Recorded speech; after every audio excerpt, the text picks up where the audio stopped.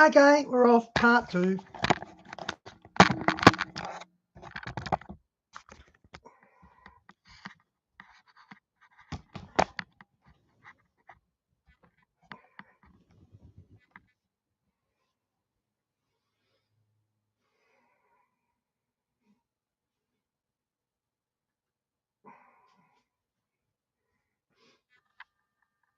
Tablets. Well, it's because the whole story is it's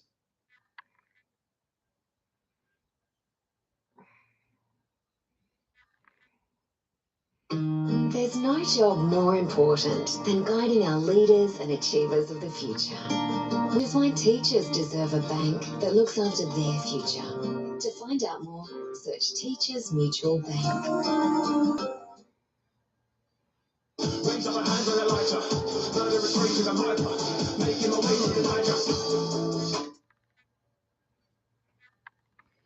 George Bush, Justin Bieber, Alexander the Great, Genghis Khan, every Chinese emperor, Queen Elizabeth, Mark Zuckerberg.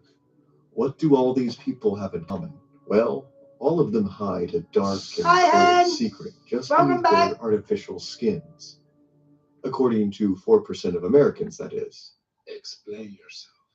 In 2013, public polling revealed that a small but not entirely negligible portion of the United States population subscribed to the idea that a race of shape-shifting lizard people control our world by taking on human form and gaining power. By comparison, the same poll found that 7% of respondents believed the moon landing was fake, and 5% claimed the Beatles member Paul McCartney died in 1966 and was secretly replaced with a body double. Ever since around the early 2000s, there's been this idea floating around in our popular consciousness that a collection of famous people, from our political leaders to celebrities, are secretly reptile-like aliens disguised as humans. These mysterious beings from another planet have been delicately influencing us throughout our distant and not-so-distant past for malicious purposes. They control the government and popular culture, telling us what to think and what to do. We could be a food source. Admittedly, it is one of the more absurd, nutty conspiracies out there, and to most people, it has rightfully become a sort of widespread joke. However, for others, it is no joke at all. There are people who emphatically believe in this conspiracy, often citing evidence from history, cultural mythology, and archaeology that supposedly supports its existence. Where does this reptilian conspiracy come from, exactly? What is the alleged evidence held up in its defense? And why are there people who actually believe in it? To answer these questions, I have a special guest joining us today, Dr. David Miano from the World of Antiquity channel. Hi, Trey. Thanks for having me. I am really excited to be talking about reptilians with you. It's going to be fun. I'll offer my observations as they come up. Let's get into it. So sit back and enjoy this installment of Behind the Conspiracy, Reptilians.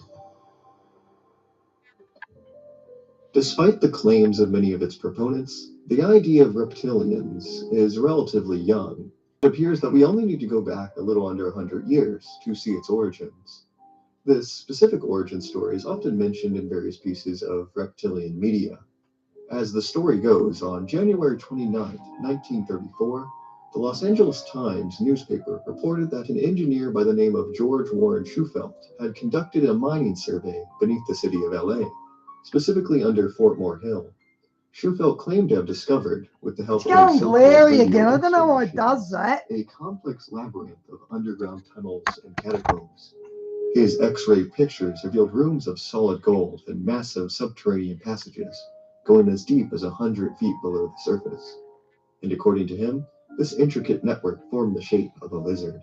After consulting with a Hopi Indian by the name of Little Chief Greenleaf, Shufelt concluded that the tunnels were in fact something out of an old Hopi legend, the remains of a vast underground city built 5,000 years ago, not by humans, but by the lizard people. According to Chief Greenleaf, there was once 3 such cities along the Pacific coast of North America, constructed in order to escape some kind of great fiery cataclysm. 1,000 families of these lizard people dwelled beneath the earth, keeping records on gold tablets.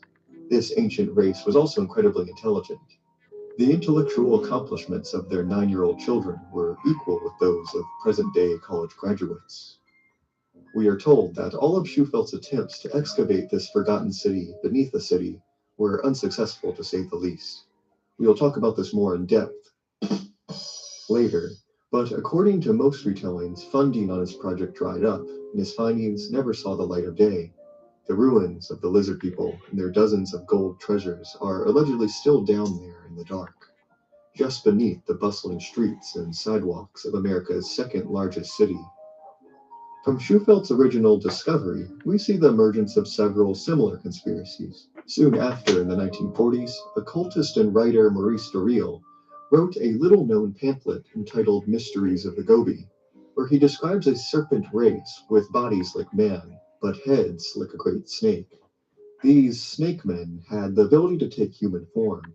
In an unspecified prehistoric era, they engaged in a violent war with humans and were driven to near extinction. Where Doreal got this information is anyone's guess. In the 1990s, Doreal's writings would later influence conspiracy theorist David Icke. Icke's writings are a whole nother story, but essentially just expanded on these original concepts that a race of ancient lizard-like creatures from another star live underground in bases throughout the world and have disguised themselves as influential humans, mainly royal bloodlines in wealthy dynasties, the Bush family, the British royal family, and the Rothschilds, etc. These creatures secretly feasted on human flesh or had some other malicious purpose in mind for us. Icke's influence took these relatively unknown ideas to the mainstream, and as a result, the conspiracy of the reptilians, or reptoids, took on a new life and resonated particularly well among right-wing conspiracy theorists. It is claimed that humans for thousands of years have been encountering these beings, and evidence of these interactions have been preserved in the artwork and stories of ancient humans. In the wake of this surge, believers searched the past for corroborating evidence. Ancient Aliens featured several of these in their episode, and I will give a brief overview of them before we take a closer look.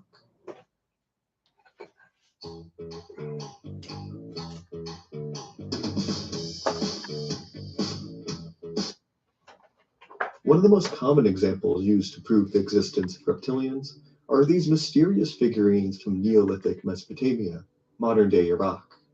They are one of the few pieces of physical evidence, tangible artifacts, used by proponents. Archaeologists know them as the Ubaid lizard people figurines, excavated from several Mesopotamian sites, such as the prehistoric cities of Ur and Eridu. The clay statuettes are all dated to the Ubaid period of the region, and depict humanoids with thin and elongated bodies, coffee bean-shaped eyes, and pinched noses that give their faces an overall reptilian-like appearance. Ancient Aliens posits that they are too realistic to depict mythological or fantasy creatures, and are in fact based on the real deal, living, breathing lizard men and women encountered by our early ancestors. In addition to these figurines, reptilian proponents use a wide variation of mythological stories and religious texts from cultures around the world to suggest they are all talking about the same thing. Several cultures mention reptile gods or powerful snake-like beings. As we mentioned before, Schufelt believed that the Hopi tribe of North America had one such story. Ancient Aliens primarily focuses on the Hebrew Bible. They claim that the Bible references the existence of a serpent race called the Sephirim. According to them, the snake, or Nahash, in the Garden of Eden was just one of a race, and was completely human prior to God punishing it for tempting Eve in the garden. South Asian mythology mentions the Nagas. Ancient Aliens defines them as a semi-divine race of serpent people, with the Well of Sashana serving as the entrance to the underground city of the Nagas, named Patala. The Jinn in Islam and the feathered serpent gods of Mesoamerica are also viewed as lizard men, too. I could go on, but according to legend, Alexander the Great was sired by a dragon. All of this is to say that according to these conspiracy theorists, many different regions around the world share unmistakable similarities that lend credence to the idea that humans have been interacting with a race of advanced subterranean reptile humanoids pretty regularly throughout history, from at least the Neolithic until relatively recent times, Hellenistic periods, and so on. Now, this is a lot to unpack. At its surface, I'm so sorry, I know I really need to stop doing puns. The evidence for the reptilian conspiracy may seem a tad bit compelling, But this is only because of the way books and TV shows like Ancient Aliens have phrased and presented these examples. In reality, the reptilian conspiracy is built on nothing more than blatant lies and misinformation. Let's break it down. Milo, nutrition to help fuel their inner champion.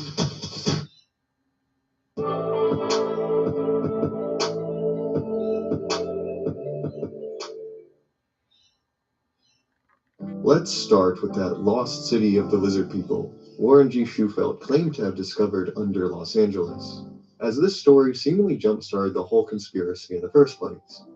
The account, as told in the original LA Times newspaper, and how many have since retold it, is misleading, if not entirely wrong, as it leaves out many crucial details. For example, you might be asking, if these catacombs exist, why are there no pictures taken of them or of the supposed gold tablets? Well, it's because the whole story is itself a bunch of bunk. All the claims of Shufelt, told to the press, were completely unsubstantiated, as he never presented any kind of physical proof to back himself up. Not a single tablet or engraved stone, not even pictures taken inside the tunnels. The radio X-ray device Shufelt claimed to have used to find the site in the first place was nothing more than a glorified dowsing rod when looked at closer, as it had nothing to do with either radio waves or X-rays. As many of you might have guessed, George Warren Shufelt was not the most trustworthy of individuals. If one looks back at the records, he had a long history of pulling publicity stunts just like this. According to the newspaper records, would-be treasure seekers have been looking for gold beneath LA's Portmore Hill ever since the late 1890s, long before Shufelt even started. All of them turned up empty. A couple decades later, on March 4th, 1933, a very familiar name appears in an edition of the LA Times, almost an entire year before that very same newspaper would run the Lizard People story. Wait a minute. Our old friend Shufelt and a group of men had decided to pick up where the 1890s gold hunters left off, and began excavating Portmore Hill. Oh, not for reptilian gold, but conquistador gold. According to him, in his possession was an ancient sheepskin map, indicating that Spanish treasure had been buried under the hill over 100 years ago. Hundreds of gold doubloons were just waiting to be dug up. In this version of events, we get no mention of the fable. Oh, it's pronounced Sadducees. How was I saying it? Sadducees. I knew I wasn't saying it right, Han. Thanks. Lizard people. Warren Schufelt's Sadducees. adventures are subsequently detailed pretty extensively in the LA Times that year from March to April. His team repeatedly petitioned the LA Board of Supervisors for extensions and funding on their project, with the intent of splitting the treasure with the city once it was discovered. They would consistently claim they were just about to unearth their goal, if only they had a little more time. By September of 1933, however, Shufelt and all but one of his original team officially gave up the search. It's not that the project ran out of money, it's that it just found nothing, and the LA Board of Supervisors had begun to suspect that they were being duped. Even at the time, few believed the claims of Shufelt and his accomplices. One article claims that they were heckled by streetgoers as they worked. As the months wore on, everybody seemed to have realized that the story was just a bunch of hot air. Reporter Ed Ainsworth mockingly wrote, "Isn't it funny how early Spaniards seemed to do nothing but trapeze around the country with jackloads of gold bullion? They never apparently wanted to spend their gold." It was yet another version of the typical dying prospector story, one that many at the time had not only heard, but had been fooled by before.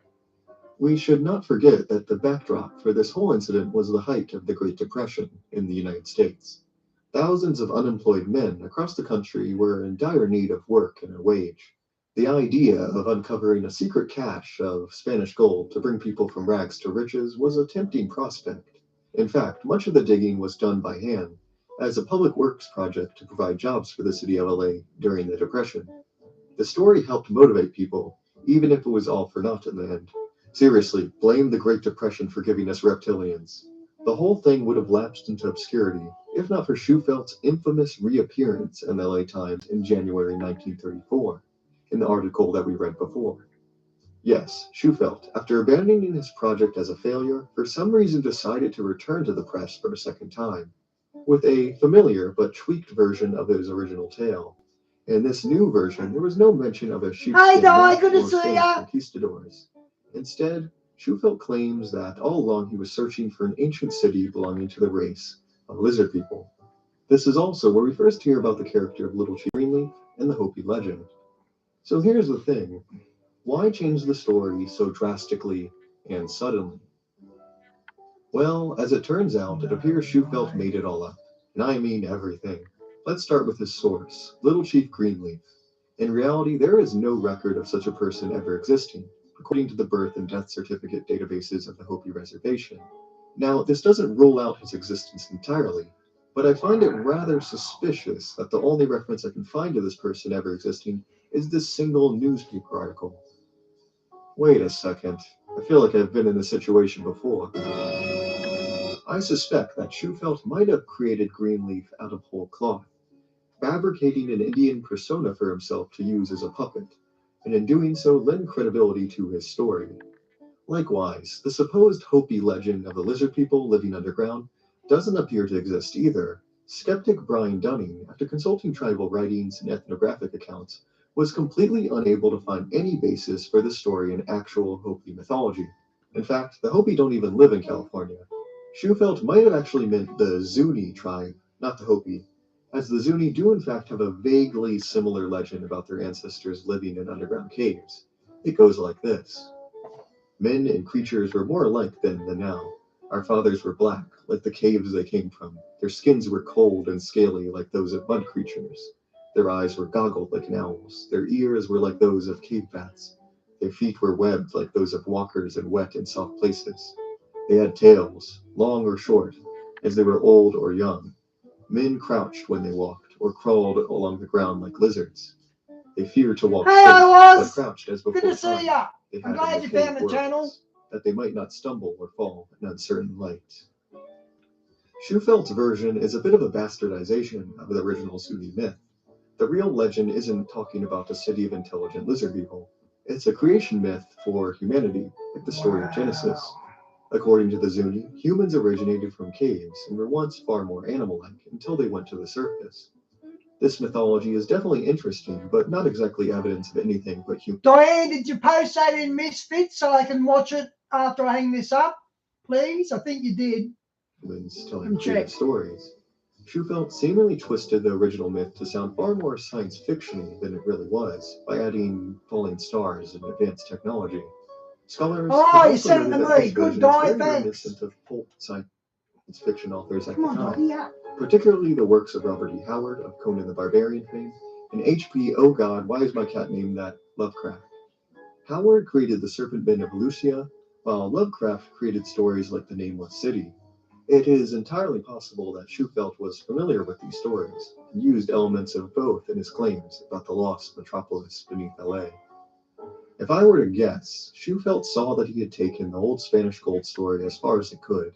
After failing to produce results the first time, he needed additional funding and a new audience. Using a combination of Zuni myths and science fiction stories he had read about, he produced a fresh new tale to grab people's attention and get his treasure hunting business back on track. It doesn't appear like it worked for him, as I found little of note about Shufelt Okay, he's just having a go at a shyster. He's dismissing the reptilians and making out it's just this shyster doing it. following 1934. He died in 1957, aged 71. His grave is apparently still in Valhalla Memorial Park in North Hollywood, if anyone wants to check.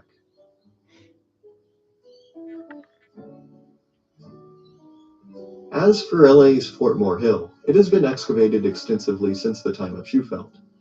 In 1938, a fair amount of dirt from the hill was used to fill Union Station during its construction. In 1949, the Broadway Tunnel was demolished to make way for the new Hollywood Freeway. Both projects were extensive, but failed to produce any evidence of underground catacombs or gold.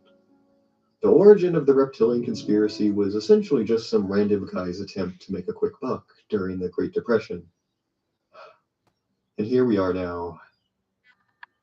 Shannons are giving motor enthusiasts the chance to win the American Dream Team, a 1967 Ford Mustang Coupe, and the... Oh. But what about all those other artifacts and stories? Let's talk about those convincing figurines. The Ubayyad figurines were first discovered by archaeologists back in the 1920s, who described them as drab pottery figurine of a man. Evidently, they didn't find them the most exciting or interesting of ancient artifacts. Little did they know that their relatively minor discovery would be proclaimed almost a century later as one of the most central pieces of evidence to a grand conspiracy. I think all the attention that the lizardmen figurines get might be the result of the general lack of published studies on them by actual scientists, the absence of expert voices leading to nutty theories taking root. Let's hear what David has to say about them. Because of their elongated heads, pointed noses, dots on the torso, and coffee bean-shaped eyes, earlier treatments of these figurines called them ophidian, suggesting they are snake-like. It's true that because this is in the period before writing, we don't know a whole lot about them, but they may very well be stylized human figures. The strange head could be a mask worn during ceremonies or other special occasions, or it could be artificial skull elongation, which was practiced. We know this. Okay, these guys are completely debunking the reptilians. We know they're true. So, yeah. Hang on. Got one more on that. They're going to play a link Han sent me about 20 minutes ago. Rumors and conspiracies about the higher up classes. Oh, you know, the royals. Hello there. In a flat-earthed world, taking place within a simulation run by coked-out tech billionaires, corrupt politicians, oligarchs, and business tycoons, there can be only one real explanation for all of this. Reptiles. Oh, snake. As long as there's been a hierarchy of people in positions of power, and people, well, not in positions of power. You nerd. Yeah! Okay, I'm going to do that one you sent, Han. Where is it?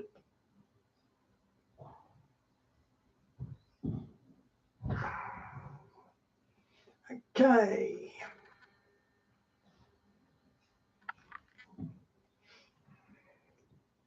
I am Ellie Marzulli. I write books, I make films, I yak a lot. And this is going to be a presentation. What do giants, UFOs, elongated skulls, and earthworks have in common? Folks, they have everything in common. And our mission statement is this: to expose the deception of the prince of the power of the air and to herald the return of the King Jesus. And that's what we do. And all those four things I just talked about, giants, UFOs, elongated skulls, the mounds all over the United States, they're all the fingerprints, in my opinion, of the dark side, fingerprints of the dragon. And so we're pushing back. I mean, a few people have sort of delved into it, but we're like, I'm going to date myself, and we're full tilt boogie on this, completely into it. So we've exposed the deception of the prince of the power of the air. And that's what we'll do here tonight. But we're also heralding the return of the King Jesus, because I believe that we're in a window of time unlike any other. I'm going to put this down because it's annoying me. Thank you. But I really do. I think we're in a window of time unlike any other before. Events are accelerating. Jesus warns us that even the elect would be deceived if that were possible. Now, that's not a feel-good statement. That's not a statement that makes me just, want to snuggle up in a blanket and have a cup of hot cocoa or coffee, and it doesn't make me want to do that. It makes me kind of go, whoa, what the heck is that? Even the elect would be deceived if that were possible. So something is coming. Something is, in fact, as you'll see in a minute, is already here. Something has already been revealed, and the church has this morbid propensity towards ambivalence when it comes to the whole UFO phenomena. It's like, we don't care. Well, that's okay, but, we're just going to talk about Jesus. Okay, I get that. In the meantime, all this stuff is coming down. As Paul talks about leaving the fundamentals. We don't need the fundamentals. Those of us who are saved and born again and spirit-filled, we don't need the fundamentals of that. We know what that is. We know what salvation is. Now let's find out what's going on in the war, because we are at war. This war is raging all around us. This is the territory of the prince of the power of the air, i.e. dragon. That's who owns this planet. Even though the Lord has the title deed, I get it. But we're in a war. We can see it all around us. Lawlessness reigns wherever we go. Lawlessness is everywhere. It's unbelievable. So I want to get right into it. So this is the UFO update. And the reason why I have to depart from the mounds thing is because if I don't arm you with this, I'm not doing my job. And what's happening, this is Tucker Carlson. This is 2017. This is with Commander Fravor. UFOs have been the stuff of conspiracy theorists for decades, often mocked for talking about it, but maybe they shouldn't be mocked. So this is 2017 with Tucker Carlson. This is when, December 2017, I saw this and I fell out of my chair. Asked my wife, literally. I went, oh my gosh, that's disclosure. Because you'll see when Commander Fravor comes on, he's talking about the UFO phenomenon. And it's a triptych. You got Tucker Carlson here, you got David Fravor here, and then you got the UFO. I'm going to move a little bit because of time. I'm just going to scroll over. There's Fravor. And there's the tic-tac shaped UFO. And I just blew it. Okay, here we go. We get out to the spot where they tell us it's at. We start looking around, and both of us, both airplanes, see a disturbance in the water and a white 40-foot long tic-tac shaped object just hovering above the water, going forward, back, left, right. There's no rotor wash, there's no wings, nothing. So as we drive around in a clockwise flow, we get to about the 9 o'clock position, and I said, well, I'm going to go down and check it out. And the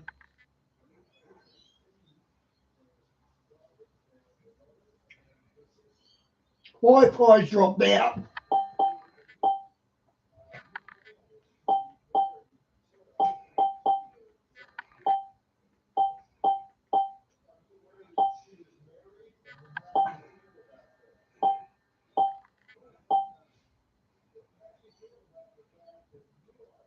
Okay, back on.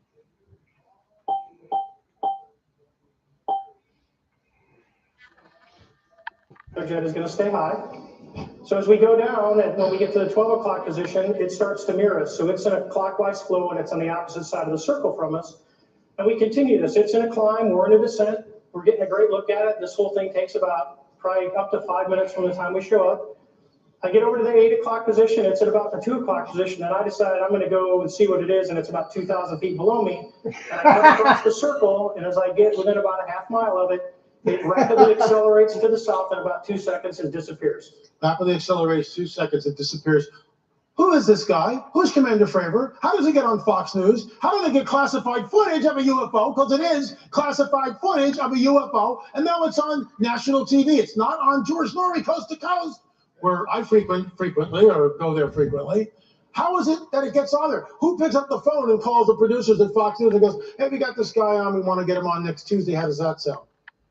Nobody knows who Commander Fravor is. He doesn't have a book, he doesn't have a DVD, he's not on a lecture circuit. Essentially, before this, he was an unknown. But now, he's a household word, Commander David Fravor, F-18 pilot. Watch what he says here when Tucker asks him, in your opinion, what do you think this is? I wanted to fly it. Yeah, but, there's, talking to some physicists, they don't think the human body could handle that kind of force with that. Yeah, it doesn't sound like the human body could. So bottom line, what do you think this was? Here we go. I believe, as do the other folks that were on the flight, that when we visually saw it, that it was something not from this world. When we visually saw it, that it was something not from this world. When we visually saw it, that it was something not from this world. Okay, that's disclosure. You're laughing, but that's disclosure. Something not from this world on Tucker Carlson, Fox News. It's not George Norrie Coast to Coast. And you would think that my phone would blow up. You would think that pastors would begin to talk about this because this is the coming great deception. This is what it is.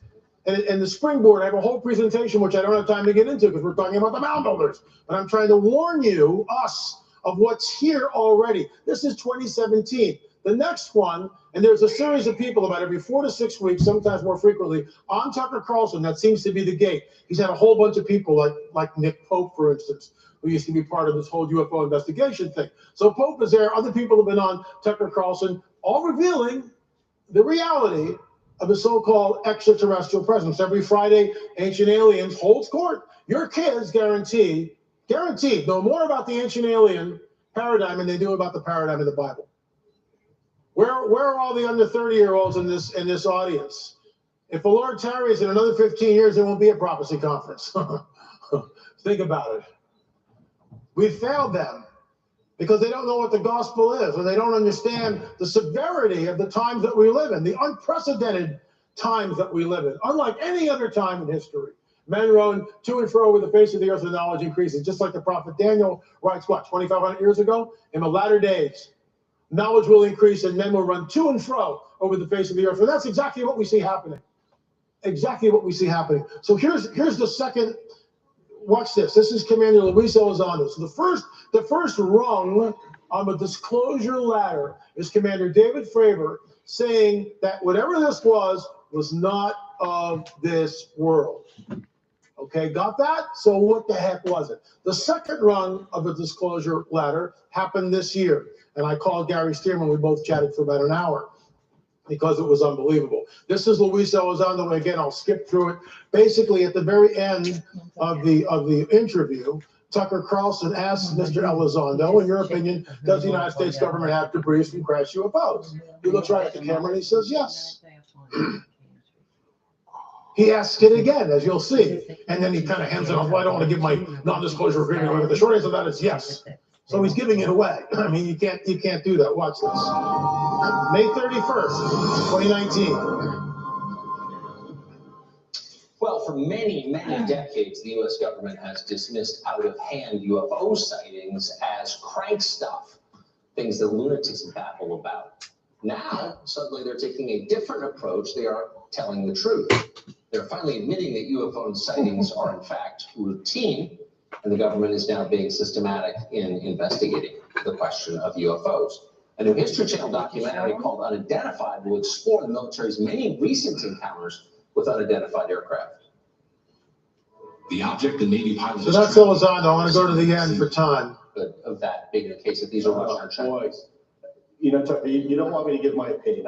The one thing So once again, we have a triptych. We have Tucker Carlson. We have Luis Elizondo. We've got pictures of real UFOs. So I'm going to skip down here to the second rung. And this is when Tucker Carlson asked Elizondo about the debris. F-5 or a F-22, we can tell you even what airline it is and the difference between the models of aircraft within that type of aircraft. So I think it's highly unlikely that a foreign adversary was successful in developing something like this. So let me ask you one last question. Do you believe, based on your decade of serving in the U.S. government on this question, that the U.S. government has in its possession any material from one of these aircrafts? I do, yes. You think the U.S. government has debris from a UFO in its possession right now? Unfortunately, Tucker, I really have to be careful of my NDA. I really can't go into a lot of more detail in that. Okay. But simply put, yes. Wow. So the bottom, yeah, it's a totally staged question, because if you have an non-disclosure agreement, the answer to that, I cannot confirm or deny that question, and you move on. I can't answer that. I'm sorry. That's what you do. You don't do this little tap dance and go, well, the short answer to that is yes. You just blew your NDA out of the water. That's the second rung of a disclosure ladder. Folks, you got to understand something, that the great deception is upon us. And the springboard to it is a Darwinian theory that somehow we just all magically evolved out of primordial slime billions of years ago. So that is the paradigm in which people, the scientific community and academic community run. They run on Darwin. That's the whole deal. So this fits right in with the Darwinian paradigm, because the neo-Darwinists, the new Darwinists, are looking out there, because they realize the complexity of the deoxyribonucleic acid, the double helix spiral of life, which is the building blocks of all life on this planet and probably everywhere else, couldn't have just sprung into existence. So they know that. So they're looking out there for our creators. And this is where it's going. And you need to be armed. Seriously, seriously. The second rung of the disclosure ladder has been breached. They're at the gates, sire, but they are. They're at the gates. And we don't know what the third rung is going to be, but it is coming. Absolutely, it is coming. So watch this one. This is Elizondo once again on Tucker Carlson last Friday. Watch what he says. And again, I'll skip forward.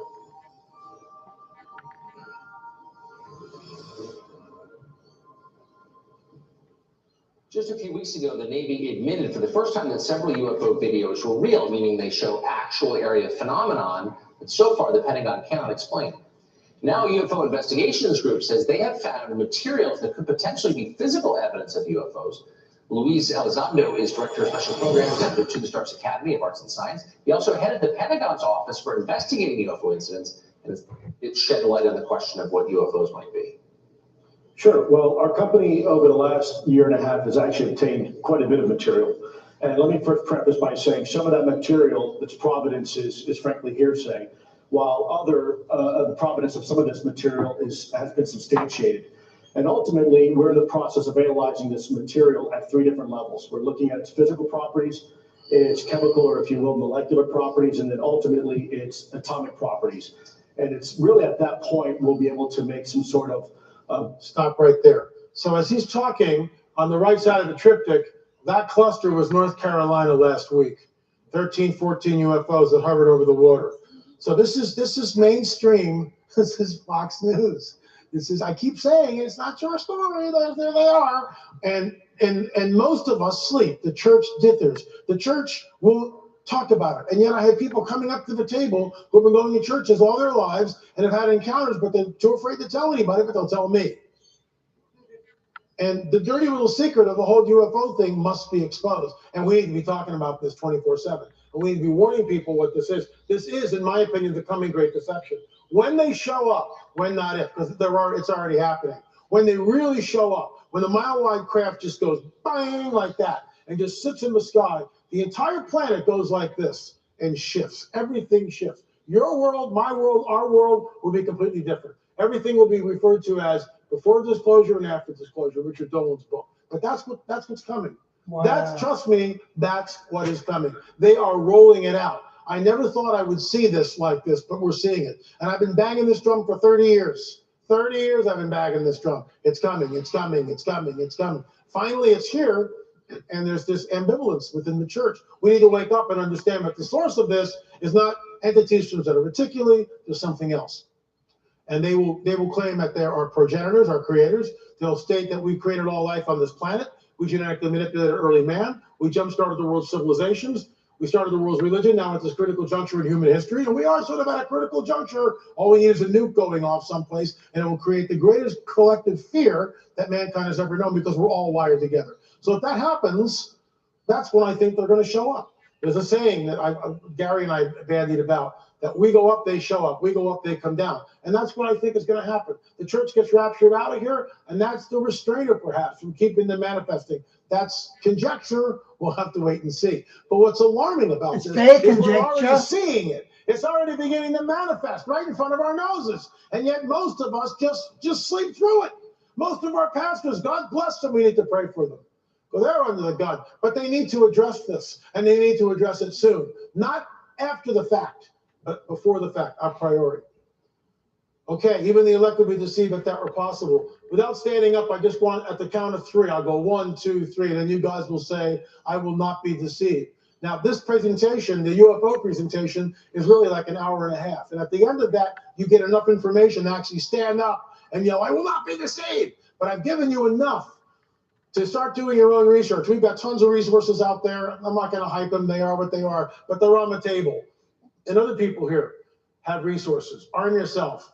Tell a friend. Try to get the young people interested because they're already watching the Ancient Aliens thing. So I'm going to say 1, 2, 3, and you guys are going to go, I will not be deceived. Ready? 1, 2, 3. I will not be deceived. Okay. And we believe that. This is from the Mysterious Mound Builders. This whole new series is called On the Trail of the Nephilim. And in 56 minutes, this will be really interesting. Mathematical mysteries of the Mound Builders. 2 millennia ago, a culture that is still unknown to us today erected thousands of mounds throughout the Midwestern United States to the Gulf of Mexico. They're called the Hopo, the Adena, or the Mississippian. However, no one knows what these people actually call themselves. In other words, they remain mysterious and unknown to us today. When the first white settlers came into Great Circle Mound in Ohio, they asked the Native Americans living there, who built this? The natives replied that they didn't know who built them, as these large mounds were there and abandoned when they arrived. Let me stop right there. I spent 2 days ago, I was in the presence of a wonderful First Nation person. He's a medicine man raised by the Lakota Sioux. And I asked him, I said, well, what about the mounds? He said, we didn't build them. Just like, I mean, there was no equivocation, no hesitation on his part. It was just, we didn't build them. Now, they may have helped on some of them, and the smaller ones, yeah, but stuff like what we'll get into here, they didn't build them. The discovery of these mounds created a controversy, as some posited the mounds were built by an unknown lost tribe of people who migrated, perhaps, from the old world. Others thought they could be one of the lost tribes of Israel. The debate continued until the latter part of the 19th century, when the conclusion was made that Native Americans had built the mounds, but they had simply forgotten they had done so. It always gets a laugh. That's what you're taught if you want to become an archaeologist. That's the paradigm that they're under. This is now the accepted paradigm. However, if the truths of what occurred in the ancient past or has the information been managed to bolster a particular narrative? Join us to explore the mysterious mound builders. Tick Island is in Florida. Every now and then, let me get a slurp here. Every now and then, I get stuff across my desk. And one day, a while back, I got this email, and the guy said that as a small boy, they went out to this island. It was a huge midden shell mound, but there were burials. It was like 5 acres and like 100 feet high. The thing was huge. So it's, you know, a couple thousand years or whatever of piling all these shells, and there were burials there. And he said as a boy, they went out there, and his mother took pictures, which you see there, and also film. So I'm going like, well, what did you guys find? And the guy, the kid, who's now like basically my age, was stating that in one area of the island, there were 10-footers that they uncovered. I said, well, did you film it? He goes, we don't know. Mom didn't want to film the skeletons. So we didn't know. But he sends the film out. We take the film. We take it to a place in Hollywood. They digitize everything because it was like 16 millimeter or 8 millimeter, whatever it was. It was old and brittle. But they digitized it, and I went over frame by frame by frame by frame by frame. No pay dirt. There were no giant skeletons. However, there was an elongated skull that is actually in the film. And the archaeologist who came onto the site much later, he's shown like this, kind of hamming it up in front of the camera, and then he takes a brush and he reaches back like this and brushes off the elongated skull. But this man went on the record, and it's in the film. His testimony on the phone is in the film that when he was a boy, the femur bone, which is right here, this is my leg bone. So he's a kid about, you know, you can see maybe 7 or 8 there. And that femur bone of that giant in the grave would come up above his waist. So that's a really big guy. So we know that they're there. We've got newspaper articles. We've got eyewitnesses that talked about the giants that they uncovered. We also have a Native American First Nation people who talk about fighting giants with red hair and 6 fingers. So we know it existed. Indian relic hunter, Bilsher family pastime. And of course, this isn't what they saw. This is another photo from something else, but it gives us an idea. This is over 7 feet 2 inches, found in a mound of the Okefenokee swamp. They're everywhere. Who is the prince of the power of the air? Who is the prince of the power of the air? Satan. Somebody, anybody. Satan. Okay, so most of us know. The dragon, Satan. It's one of his titles, the prince of the power of the air. So here we are, and I want you to cut the volume on this. I don't want the music playing. This is the Great Serpent Mound. And, let me try it again. Okay. So this is the Great Serpent Mound. It's near Peebles, Ohio. I've been there 3 times. By the way, when you're in an area like this, when you go to these places, you need to pray up before you get there, and you need to pray up afterwards. These are highly charged sites. In many cases, ritualistic stuff was done. So this drone here is about 300 feet up, and you can see the undulations of the serpent. And those undulations point to the equinoxes and the solstice. In the very front, you can see it right there, you have the head of the serpent, and in front of him is an egg. Genesis 3:15, the seed, the offspring of a serpent, will be at war at enmity with the offspring, the seed of the woman. He, the coming Messiah, will crush your head, you will bruise his heel. This is Genesis 3:15 screaming at us. It's thousands of years old. The new signage at the site says the Shawnee built it. But as you'll see later, Chief Riverwind comes on and says the Shawnee didn't build this. This is a great injustice. In fact, the Shawnee go out of their way to say, no, we didn't build a serpent mound. So there's a narrative that's being promulgated, and we have to ask ourselves, why is this happening? All these undulations that you see, the mouth, by the way, points to the summer solstice. This is incredible. And these are hunter-gatherers 3,000 years ago or 2,000 years ago. The debate, some people put it older, some people put it younger. You know, archaeologists argue amongst themselves. You can see the waterway on the left-hand side, a good shot of the head. In the middle of the egg, there used to be an altar and also a pillar. We found the pillar. Someone had pushed it over the cliff there, and it's now in the dirt. We're trying to convince them to let us raise the pillar and bring it back on the site, and also see if there's handwriting or hieroglyphs or something, any type of a marking on the pillar. No one's ever done this. I mean, you got to, but there was an altar there, and according to what we believe, there was human sacrifice done there. So that's just another shot of it. Summer solstice sunrise, equinox sunrise. Why go through the trouble of creating something like this? What's the point? And the people who are doing it can't see it anyway. When you're there, the mounds are about this high, and it undulates. And the serpent is, you can see the tail. I mean, you walk and you walk, and it's not some small little thing. It's like probably 4 times the size of this room. It's really big, at least 3 times the size of this room, lengthwise. So, you're walking along like this, and this thing is undulating, and they built a two-story tower, and you can go up on top of that, and you still really can't see what it is until you're up in the air. And the moment we're up in the air, you go, oh my gosh, look at this. It's the largest serpent effigy on the planet. Wow. The great serpent. Who built it and why? Who is the prince of the power of the air? How would you check your work? And how did these people know about the equinoxes and the solstices? The longest day, the shortest day, the days where they go out of their way. They are obsessed with lunar calendars. They're obsessed with advanced geometry, trigonometry. And it's all embedded in these mounds, as you'll see in just a little bit. Cahokia is the largest mound in the United States. It's probably upwards of 450,000 tons of earth that were moved, roughly. 450,000 tons of earth. So it begs the question, how was this done?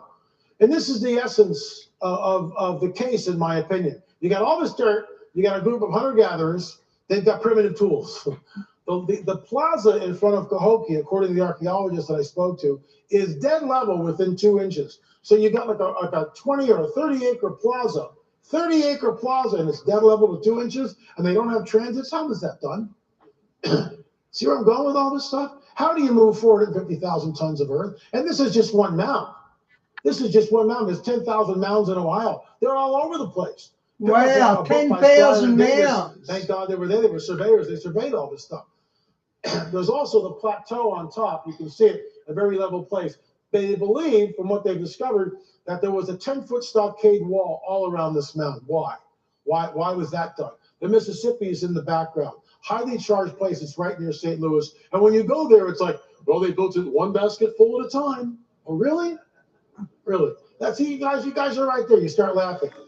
But that's what they believe. This is Poverty Point, the second largest mound in the United States, 390,000 tons of earth. So what we did, and you can see the advanced mathematics, the isosceles triangles, everything is laid out.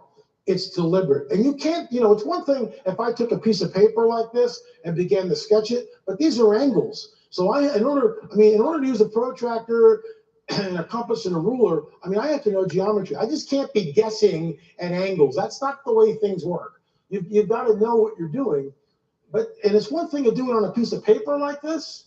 It's another thing to do it on a site that's like, 30, 40, 50 acres. The site of the Octagon Mound is 50 acres. 50 acres. How do you check your work if you're making an octagon? And you can't see what you're making unless you're in the air. But the archaeologists just rush it all away. Native Americans built all this. Wow. That's the stock answer. And if you want tenure in a university, if you want to be in charge of one of these sites, you toe the party line. No one thinks, in my opinion. Let me check my time here. Golly, 46 minutes. I'm in trouble. So this is Fort Ancient. This Fort Ancient is the largest earthworks in the Americas, 3.5 miles. With 66 gates. And we're there, and I get out of the car, and it's wintertime. It's actually the spring equinox. And my wife Peggy's got this little thing on her cell phone which shows you the constellations.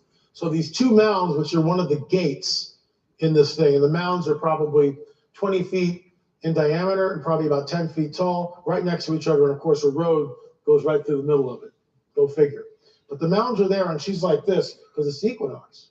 Okay. And the constellation Hydra, the serpent, comes right over the gate. That's deliberate. No way. That's just not an accident. Here it is, the equinox, and the constellation, the serpent Hydra, comes up it's right over the gate, not right over the gate. Totally deliberate. Excuse me? Who is the prince of the power of the air? This is the fingerprints of a supernatural we're looking at. It's all over the Americas. I call this Nephilim architecture fallen angel technology. These are shots of what Fort Ancient used to look like. See how small the people are? See how big this mound is? 3.5 miles of that. How many people have ever dug just with a hand shovel? Okay, right? 3.5, and they insist. And you'll see how they say this is, you'll see it in a second. So watch this. We need some volume, please. And I'm going to skip to where the good part is here. So here they are. Okay, you're a little bit Shawnee. Shawnee tradition, Cherokee heritage. This is Dose and Jack. I'm trying to kind of learn a little bit about my heritage, but I'm in a garden, so what's going on here? This garden depicts crops that were grown 2,000 and 1,000 years ago by the Hopewell cultural people. And they were very simple, complex horticultural. Okay, I want to stop right here. He goes, these we call the Hopewell people. They have no idea what these people call themselves. Do you understand that? Hopewell is an English farmer. He discovers some artifacts. So they name all these artifacts after Hopewell. Not an They Indian have no race. idea who the people are, what they call themselves, or anything else, but they'll tell you all about it. Down to the nuance. Well, we call the Hopewell people. They have no idea. No idea how things are built. Because of time, I'm going to skip ahead to the fun part. So he's talking about the garden right here. This is where, watch her face.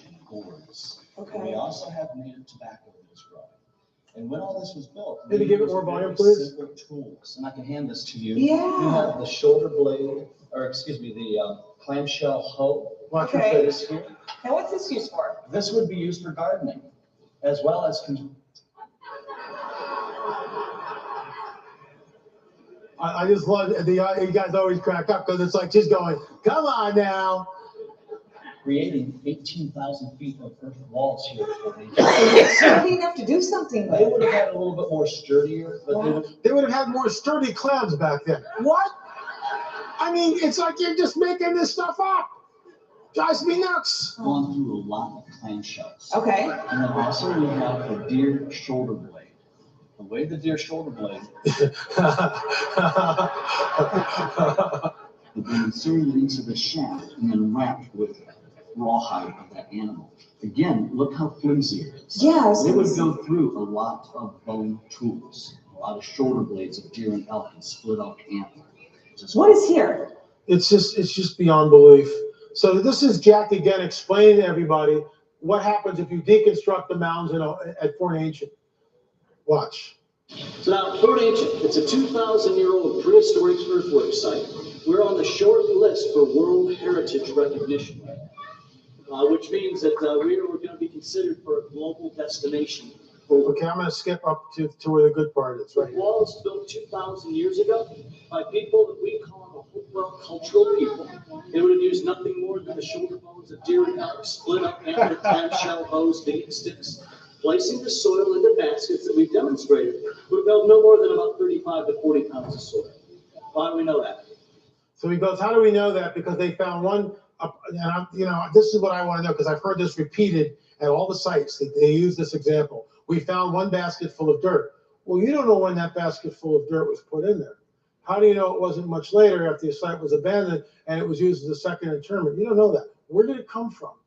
See, so it's like, and I've heard this story repeated at all the different sites. So somebody's feeding them this information. So I'm going to skip a little bit further because he's talking about, 30 pounds of dirt. Now he's talking about the deconstruction of the mounds. We'll pick it up there. The soil. So to figure out volume, you take your tape measure, measure the length of the stain, the depth of the stain. Give those measurements to somebody who got better than straight C's in high school general math. That was me, yeah. And it gives you volume. There's an estimated 553,000 cubic yards of soil at this site. Now, what's that mean to you guys? Absolutely nothing. It's strategic. Well, and again, we are not a fort. We are a prehistoric church. The 553,000 cubic yards of soil. If we were to tear apart all of the earth walls, all 18,000 feet, and put them into dump trucks, each dump truck holding between 15 and 20 tons of soil, and park it at the Jeremiah Morrow Bridge on Interstate 71, which is about a mile and a half away from here. Start parking the dump trucks end per end. You will end up 15 miles from downtown Cleveland, 200 miles away. So you have 200 miles of dump trucks end to end. 200 miles of dump trucks. Mainstream archaeology insists these mounds were created with primitive tools. So guess what we did? We had a guy who makes these things for museums. Cost me $350, and he made it. And then we hired a fit laborer who took this hoe, this primitive hoe, and went out near Poverty Point and dug. So we'll show you that in just a second. We were curious to see how an ancient flint hoe would actually work in the soil around Poverty Point. We hired a flint maker to create a replica of the hoe, and after procuring a fit laborer, headed out into the field to see how much dirt could be dug, collected and hauled to the mound site. My name is Rick Woodward. I'm an archaeologist. I'm going to skip because of time. That's Rick Woodward. He's our team's archaeologist. So watch this part here when, oh, I can't believe I just did that again. To do that, to see how the mounds were built and the time factor that it would take. I wanted to describe this hoe a little bit, this handle, where it was pitch, and you can't see the pitch, but inside of these wrappings, that's not slow motion. There's a dark resin pitch that would have acted as a glue to hold this in. So the guy's digging. Now he gathers it up. And they would have been and this would have been a deer skin or a birch bark basket. Rugged instrument. And then he goes across the field. Let's take that soil that we've dug out of the hole, and we're going to put it into a vessel, and we're going to time that operation. This is all in the film, by the way. Time it takes to do that. Once we get that done, we're going to take. So I'm going to get to the punchline. So you can see that here he is. He gets the dirt. He gets the one basket. He goes trucking across the field to where the mound would be. Now he dumps it. It has been dumped.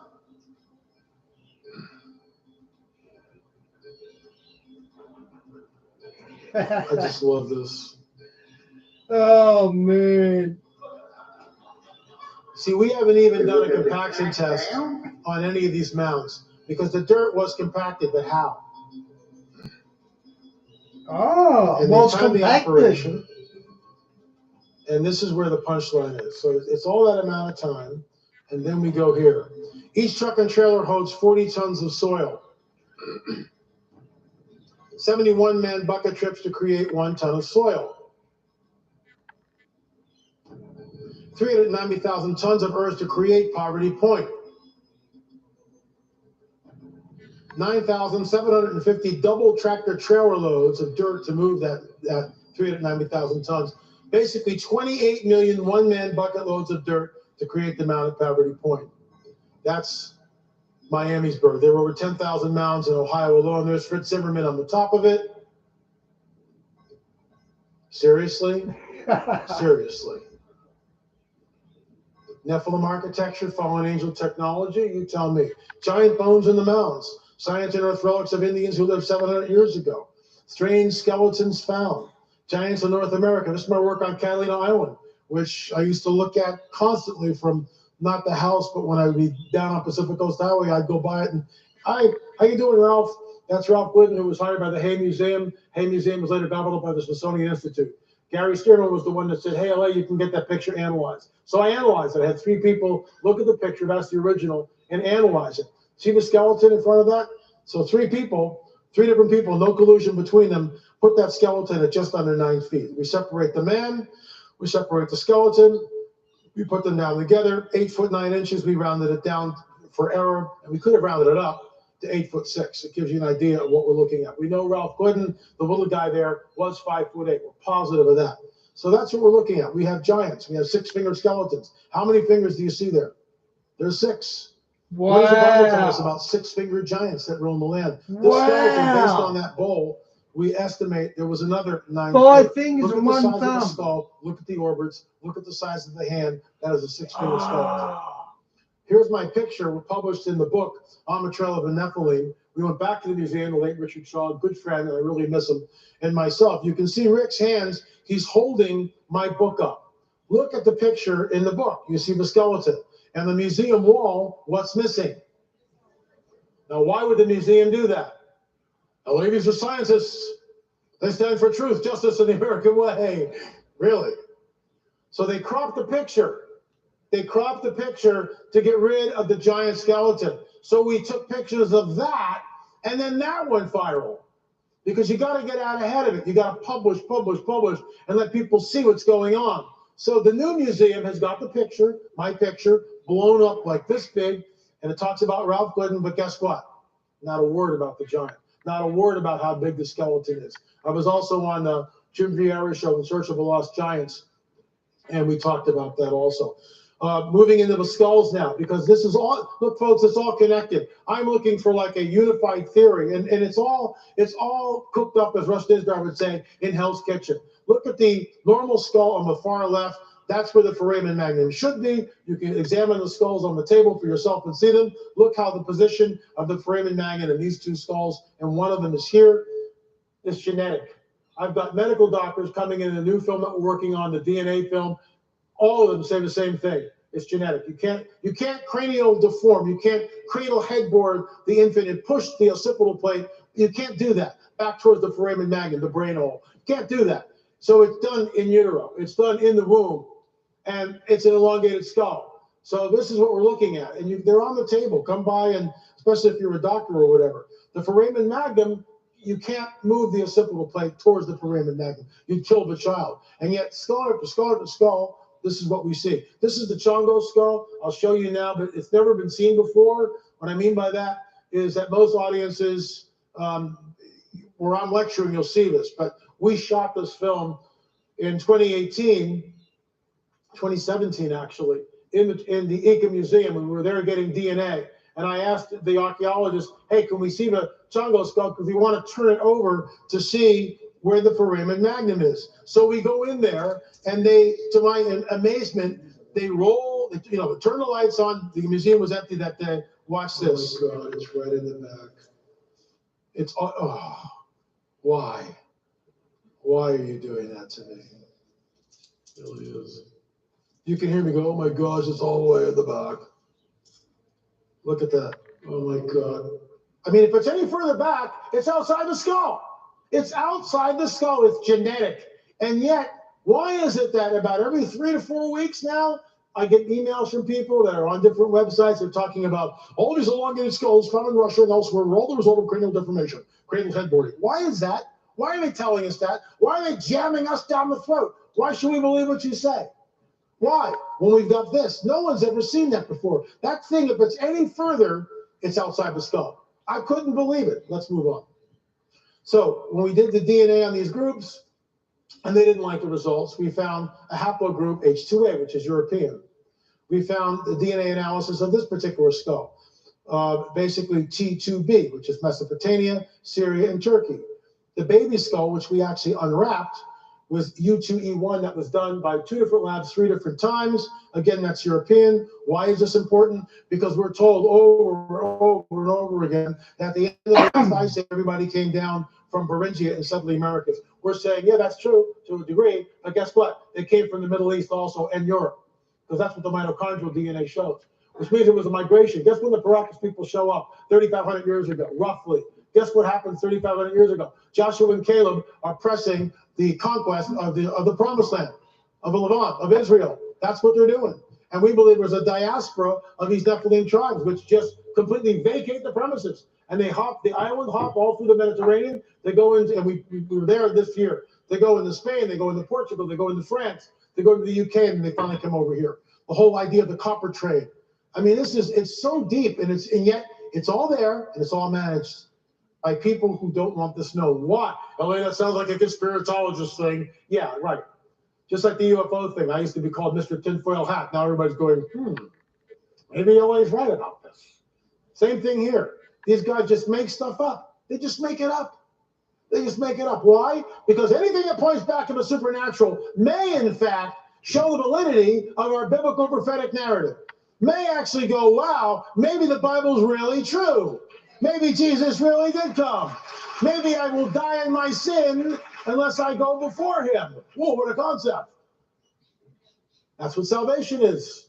You just ask him, he comes in. Anyway, let's move on. So, is there a bias in academia? You bet your booties. This guy's fired from University of Southern California, Mark Armitage. He went to a place called Hell's Creek, and he found this huge, why is it yellow? He found this huge Triceratops fossil. So he takes it back to his lab. And Mark Armitage is the microscopist. He builds scanning electron microscopes. So he gets this thing, he takes a slice, puts it into the microscope, he finds soft tissue in a fossil. That's not supposed to happen. So he writes a paper and publishes it in a secular, not a Christian thing, not a young earth thing or creationist deal, nothing like that, a secular scientific journal who are chomping at the bit to get this information. He doesn't mention anything about Christianity, doesn't mention anything about anything. He just, this is the fact. Look what I found. He's immediately fired from his position. How dare you bring your religious prejudice into this institution? Bum, bum, bum, bum, bum. And so what he did is he sued them, and he won. They settled out of court. Bully for him. All he did is present the facts. We did the same thing with our DNA. It's all contaminated. All 58 samples are contaminated? Then if it was contaminated, surely we did our DNA, then it would show up, but it didn't show up, except for one, when we threw that out. And if it was contaminated, then we'd have nuclear DNA. But we don't have any nuclear DNA. And they never talk about the morphological, the structural differences of our skulls that we examine. They never talk about that. There is a managed agenda on this planet, a managed agenda to deliberately confuse, obfuscate, steer anybody away from anything supernatural. Because that's where the truth lies, is in the supernatural reality of the biblical narrative. So Armitage gets fired from his university, and eventually, like I already said, he settles out of court. Ben Stein's movie, if you haven't seen it spelled, go home and watch it, because he nails this thing. Anybody who goes up against the prevailing paradigm is dealt with, and dealt with severely. Why? What is the prevailing paradigm? The prevailing paradigm is Charlie Darwin, that believes that some chimpanzee or whatever, millions of years ago, decided to, he got tired of dragging his knuckles and he just decided to stand up. Just let me ask you something. Show me anything on this planet that's becoming something else. Just one example of something, a platypus that's growing an extra fin because it wants to get back into the ocean. I mean, just show me anything. They can't. And they know they can't. They know it's bogus. Why? Because the DNA is a code. And everything, what the Bible says, reproduces according to its kind. Now, that was written well in advance of Darwin. Darwin had no idea what he was getting into. But the whole idea that everything reproduces according to its time was proven by Watson and Crick, who discovered what was already there for who knows how long. The deoxyribonucleic acid, the double helix spiral of life, the building blocks of everything on this planet, the DNA. If two hummingbirds meet and they mate and they fall in love and they have babies, they're not getting kangaroos in that nest. Ain't gonna happen. We've got kangaroos at our house now. So let's move on. This is a bas-relief. Well, the giants really weren't 9 feet tall. Oh, really? Then why are they doing this? Well, they just wanted to show how puny we were. No, nonsense. They were there. This is a petroglyph in the four corners of the Navajo Indian Reservation, which my friend is a pastor. He said, "Oh, hey, after I listen, I think I know where one is." And we go out there, and sure enough, there it is, little guy, big guy. It's in their oral tradition. This is a 28.5-pound axe head. And I'm just going to skip it to where it is.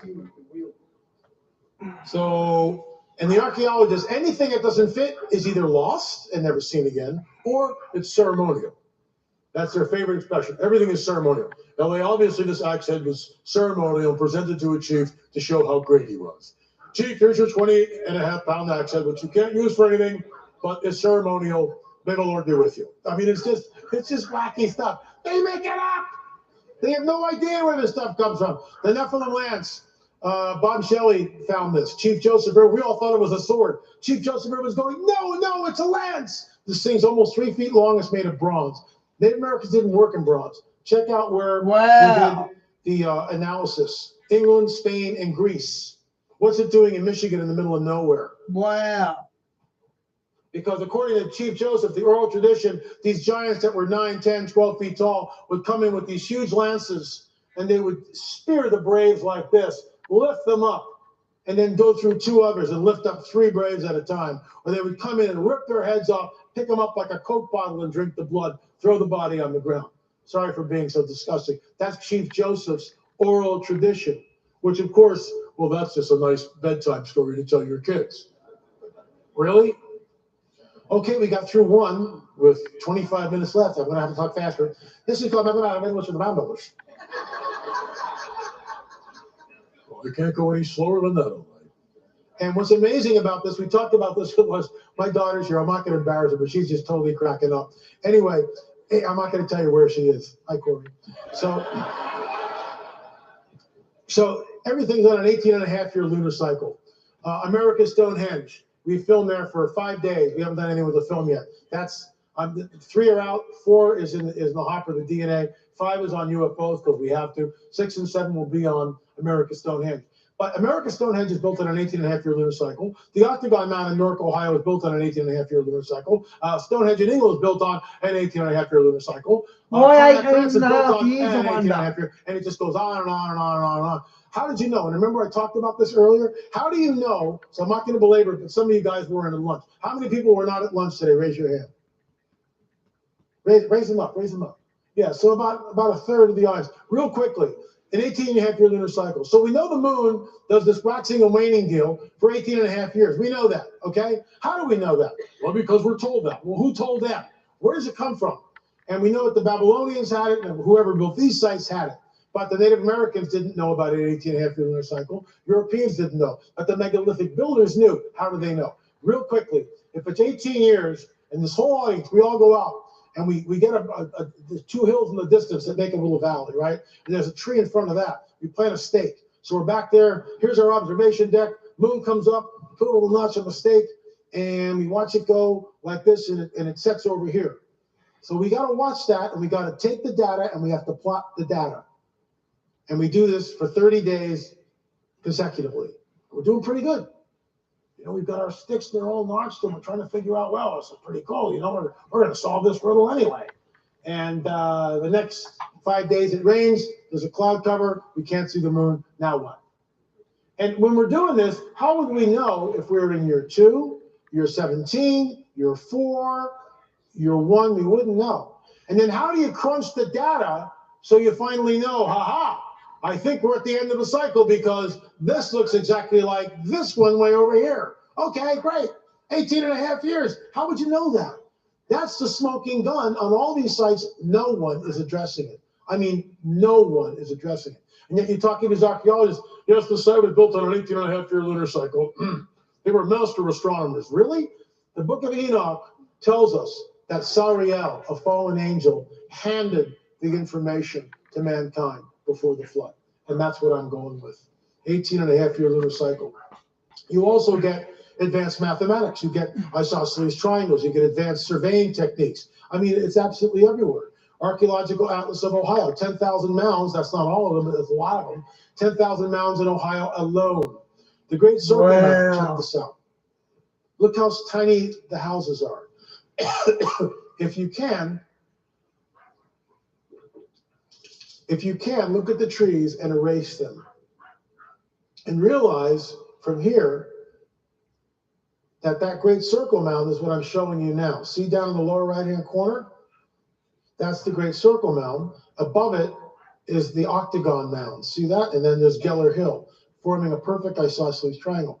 Geller Hill is what we believe was a Nephilim burial ground. So let's go back, and we'll look at this, and I'm going to fast forward it just a little bit. That's the Great Circle Mound. It has a moat in the interior. Okay, sorry. Oops. See the cars in the parking lot? Refocus. And that plaza, which is about 30 acres, is pretty much dead level. So without transits or anything else, how do you do that? And how does a hunter-gatherer group of people create this? So this is Bruce Willis. Todd Willis is walking. Todd Willis, Bruce Willis. Could you turn the volume down? Thank you. So this is the bottom of the moat here, and this is where Todd's walking. I just want to show you that. Wow. That's the bottom of the moat, which is essentially dead level. After thousands of years of silt falling into it, he estimated that there was 6 inches to a foot of variance between it. So for all practical purposes, for our study, we believe it was at one time, before the silt came in, it was dead level. Because if it's thousands of years old, you know stuff's going to fall in there over a period of time, leaves and debris, especially if the site is abandoned. So Willis was our surveyor. He's blown away, absolutely blown away. But the circle mound, remember this here? The circle mound here is one exactly like it in England, where we just were, in Avebury. And that moat is out of chalk. And guess what? You can't dig chalk. Okay, and what about this, guys? Poseidon, he's sitting in Atlantis. He had a city, then he had a ring of land around that, and then a ring moat around that, then land again, then another moat. So there's something about these circles that the Nephilim used, because we know Poseidon was a Nephilim. We know that, like Zeus and that. You ever try to dig chalk? So this is thousands of years old, and this chalk, this moat goes down 30 feet, and they're not sure it may even go below that. And chalk is like really, really hard. So we were there, and we were just blown away by what we're seeing. But of course, archaeologists will say there's absolutely no comparison between that circle mound, which looks exactly like this, by the way, and the mound in North. Absolutely no connection, just coinkydink. Some people just, they just mind linked or something. I mean, but there's a connection because we think there was a migration of these people. There's Todd. So that's a shot of the octagon now from the air. And in order to see that, we flew the drone 800 feet and we barely caught it. And that gives you an idea what you're looking at. It's an unequal octagon. The octagon takes up, just the octagon, not the circle in front of it. The octagon takes up 50 acres. So how do you do that and make this and make it so precise if you can't see what you're making? Because you can't. Moving it all to the left, Harry. No, left. What? There's no walkie-talkies. You're looking pretty good there, 10-4. There's no walkie-talkies 3,000 years ago. So how the heck are they doing this? Oh, they were master surveyors. Oh, really? Well, where are the surveying tools? Well, they didn't have them. They had their inner eye. That was it. I mean, it's just nonsense. They have no idea how this stuff was done.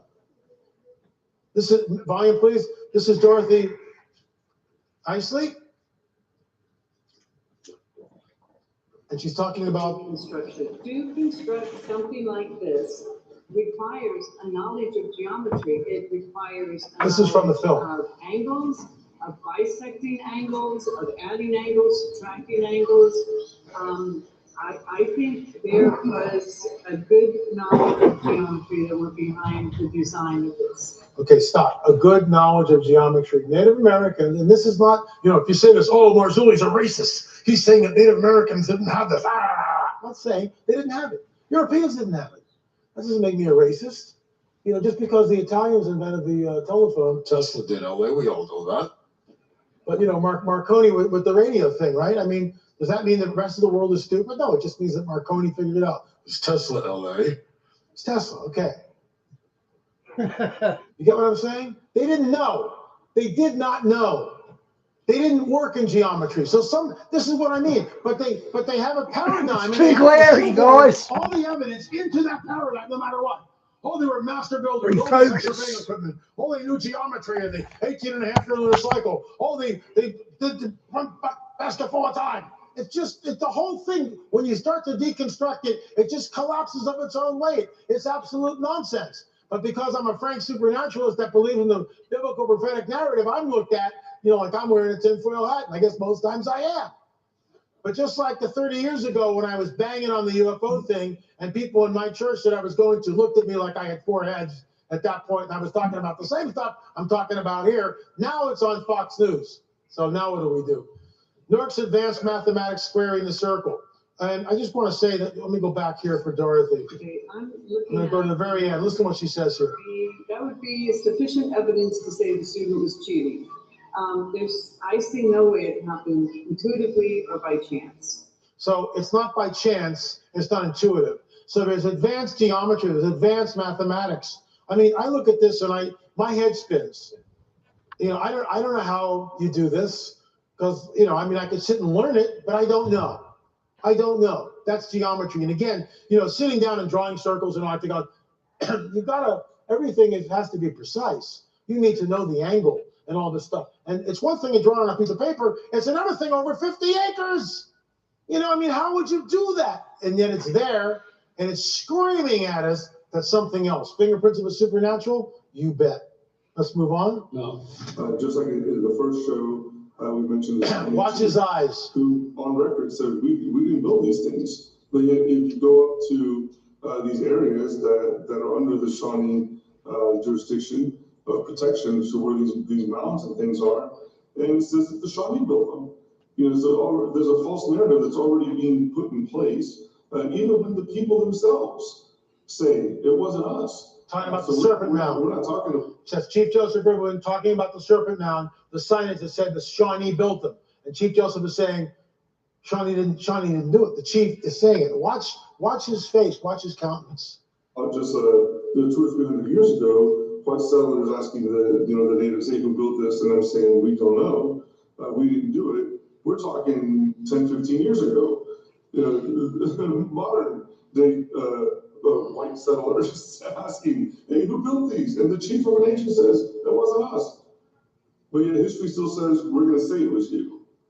So there's a great injustice being done here because that's. I don't know what's going on with the glare. And it's also dishonoring and disrespecting the First Nations people and saying that our oral tradition doesn't matter if it doesn't fit the narrative of their historical paradigm. I mean, you can't say it any clearer than that. And you can see his whole countenance changes. This is drone footage of all the mounts. This is at the end of one of the films.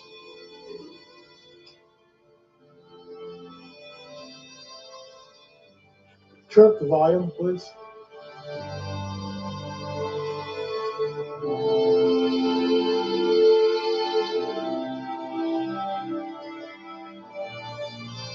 This is called the Seep Mound, and that's Fritz Zimmerman standing on it.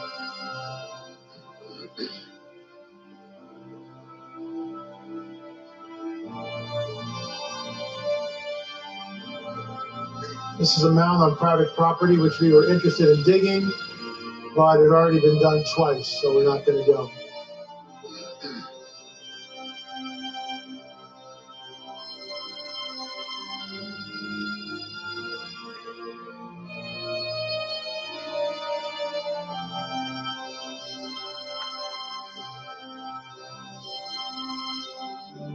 Formations that you can only see from the air.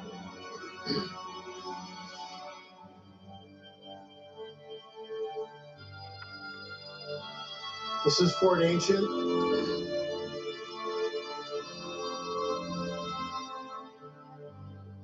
This is called the Graves Creek Mound. 9-foot skeletons were found here.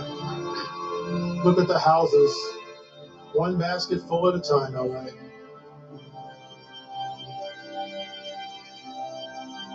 A stone mound on private property in Ohio, which someone got in there with a backhoe and destroyed it, dug it all up.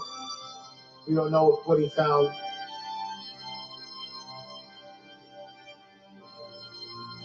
This is one of the circles in the Octagon Mound complex. This is called the Junction Group. Look at the houses and the cars and the road. Look at the size of the mounds of the circles. And for the sake of time, I'm going to stop. There's only 2 more things, and I'm going to move on because I only have 12 minutes. Episode 3, Secrets of a Supernatural, Voices from the Other Side.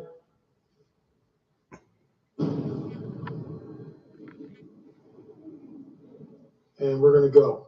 So, Fritz took us to Geller Hill. Geller Hill, we believe, is a Nephilim burial, ancient Nephilim burial site.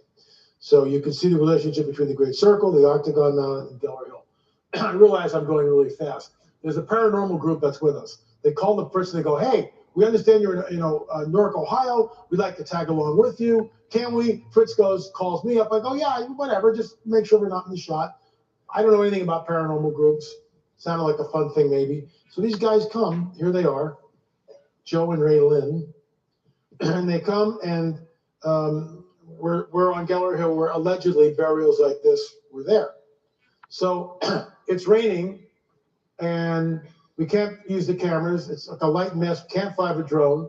So there's a forest, like 50 feet away, and it's a very nice manicured, managed forest. And so we go in this thing, And this woman, Raylyn, turns on this little machine called an obelisk. I have no idea what this thing is, and it says the word evil, and you hear it as it you see the word. And the obelisk is a machine that's got 5,000 words embedded in it, so entities that are around can interface with this and speak to you. But I still don't know what I'm looking at till the next word pops up 50 yards down the road, which is witch. And at this point, I go, okay, wait a minute. We can't do this. I know what this is. This is high-tech divination. This is a modern-day Ouija board. Yep. So I pray, and this is all on camera. It's not set up. I had no idea what it was we were about to get into, okay? But I know enough that I'm not going to sit here and watch this stuff continue. So I don't. So I just shut it down. I wondered why he let him do it at the beginning. I thought, wow, he shouldn't be doing that. But he didn't realize what they actually wanted. In the name of Jesus, we forbid you to manifest. Your assignment is over. You can no longer access this machine by the blood of a lamb. So she turns it off, right? She turns it off. And then I say, well, turn it back on again. So she turns it back on and she waits about 30 seconds and the word holy comes up. No way! She had never seen anything like it. And look at her face. She's like, what? No Everyone way! was totally freaked out because we shut it down. I didn't shut it down. He shut it down. Wow. So what happened was they go, okay, Marshall, you got to get out of here. We're ruining all of our machines. We can't access the ghost and stuff. Get out, get out. So I go down to where the cars are in the parking lot. They got nothing the rest of the day. That's all on film. This is Pastor Tom Olson. He was a pastor of a Lutheran church in Newark, Ohio, okay? So he's there, and he's telling me these stories when he was hired as a pastor, and he had no idea of anything about deliverance, no idea about the mounds or the supernatural implications of the mound. He starts getting calls from parishioners, and they would go and open up the door to the crawl space in the cellar, and it would be a normal crawl space. But sometimes they would open the door, and it would be a bottomless pit. And they would throw things down in the bottomless pit, and they would never hear it end. And they would, and that's why they called him. It's like, what's going on here? Can you imagine that? Can you imagine that? And he's all freaked out because he's had no experience with this. So he goes and he prays over the thing and he shuts it down. What? Before I was saved, when I first got Foxtel, I used to watch, they were called TAPS, T-A-P-S, and they were ghost hunters. And they went to a couple of houses where the basement turned into an abyss, just like he said. So, yeah, it's quite possible. One time he walked into a house that was having all sorts of crazy activity, and the table was levitating. No way. You see, these are charged sites. They are ritualistically charged sites. And I know some people believe in it. The table doesn't actually levitate. It's an invisible demon holding the table up. It's not actually floating in the air. If you had your spiritual eyes on, you'd see that a demon's holding the table up. Some people don't, but they are charged sites. And we've got all this information and experienced it ourselves on these locations, which is why wherever we go, we pray up. But I got to tell you, I don't think we prayed up enough, because when we got back from 28 days on the road, we had a fatality in our group. The girl, the camera girl's grandmother, she was driving 4 or 5 days after she got back, and she was out of the blue, T-boned by a truck, and the grandmother passed away at 97. Wow. Our guy, Francisco, son. Living to the age 97 and you get killed in a car crash. That's pretty not good. Came down with acute appendicitis, had to get rushed to the hospital. Yours truly battled with acute depression for about 2 to 3 weeks. So did we pray up enough? Probably not. This stuff is sobering. So here's Gilgal Raphaim. Oops. Here's Gilgal Raphaim. I thought this was a video. If it's not, I'll just, okay. Gilgal Raphaim is in the Golan. I talked about this. You can see how small the people are. The drone's up about 200 to 250 feet. This circle might be 7,000. Okay, the glare's bad again. How old it is. And it's in the place where Og or Og, king of Bashan, used to live. Gilgal Raphaim, the wheel of the giants, the circle of the giants. Here's another shot of the great serpent mound. You can see very plainly the serpent with his mouth agape, opening the egg. So let me ask you something. Why is it that when Henry Gruver, who goes out to different places, and he's been called to do this, he does prayer walks on the land, and he takes back the sacrifices, the ritual sacrifices, the bloodshed that's been done on these sites, and consecrates it to the Lord. That's what he does. So he goes to the Serpent Mound, and it's snowing. He puts on a light jacket. He hops out of his van. He goes to the head of this thing, and he begins to pray. On his way back, he's hit with something visceral. Boom, he's hit in his solar plexus. Down he goes in 4 inches of snow, and guess what? The snow's coming down. And his knees are up in his chest, and he can't move. It's like he's paralyzed. And it's like after like 10 minutes of this, he realizes that they're going to find me frozen here. They're going to find me dead here. And so he begins to pray to the Lord. Lord, you know, this is, why are you doing this? Why are you allowing this? The Lord finally speaks to him and goes, Henry, I didn't tell you to come in here. This is a lesson. I didn't tell you to come in here. You know, you've been on the road for 75 days. You're spiritually exhausted. You shouldn't be here. It's a lesson not only to him, but to me and to all of us who are engaged in this stuff, that the battle is very real. So the Lord healed him, released him. Henry gets back in the van and off he goes. The bottom line is this stuff is all too real. All too real. So why is it that Hunbat's men, the Mayan elder, and the 13... There's my boy, Squizzy. Squiz! What are they doing here? Why are they here in Hello? going to all these ancient sites? Look at the size of him. He's like a panther. What do they know that we don't? What do they know that the church is completely and utterly ignorant of? And as Gary Stevens said this afternoon or this morning, it's us. We should be the ones. We're the experts. But we're not taught this stuff, but you're being taught this stuff tonight on some level. So we're arming you. We're preparing all of us in this room to understand what's going on here. Hunbat's men comes in with 13 crystal skulls and all the Mayan elders. They do all this procession. The people who were there at the Serpent Mound, and it's in the film, Secrets of the Supernatural, when you get to this part, you'll hear this. But there's like 300 people doing it. What are they doing? They're opening up the gateway. They're opening up the area. They're recharging it. That's what they're doing. They know exactly what they're doing. Why? Because they have the power. Why? Because as shamans, in order to become a shaman, you've got to kill a family member. Who do you serve? You serve the Dark Lord. That's who you serve.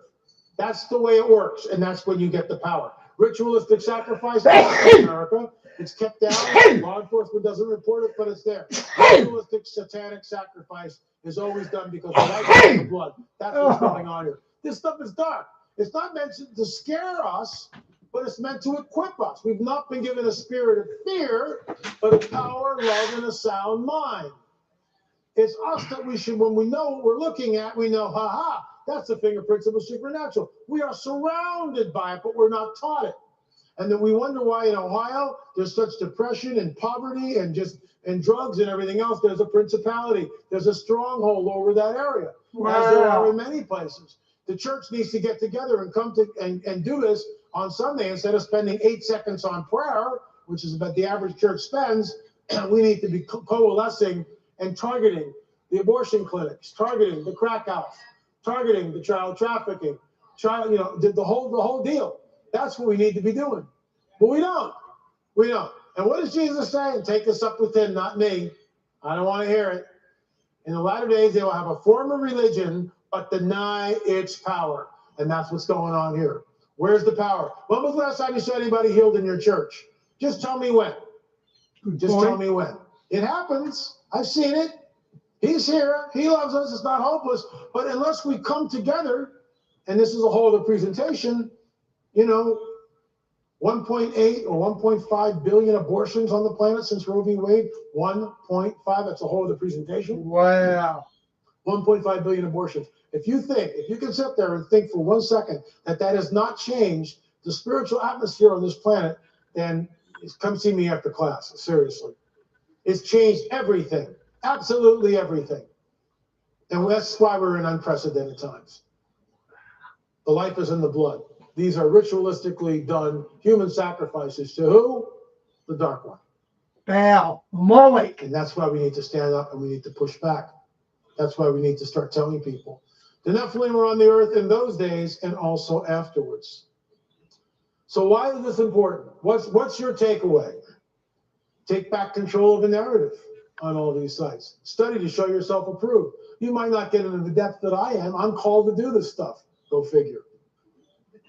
But it validates the Native American oral tradition, which is why I think I'm being contacted by First Nation people, because they realize that I'm not the typical guy. I'm just not going to listen to their story and go, well, that's just a bunch of hooey, and walk out of the room and never see them again. I take very seriously what they tell me. More importantly than the Native American oral tradition, it validates the biblical prophetic narrative. It shows us that the giants were here, that they were real. And who are the giants? Unless we come to an understanding of Genesis 3:15 and understand what that is, that the seed of the dragon will be at war and enmity with the seed of the woman.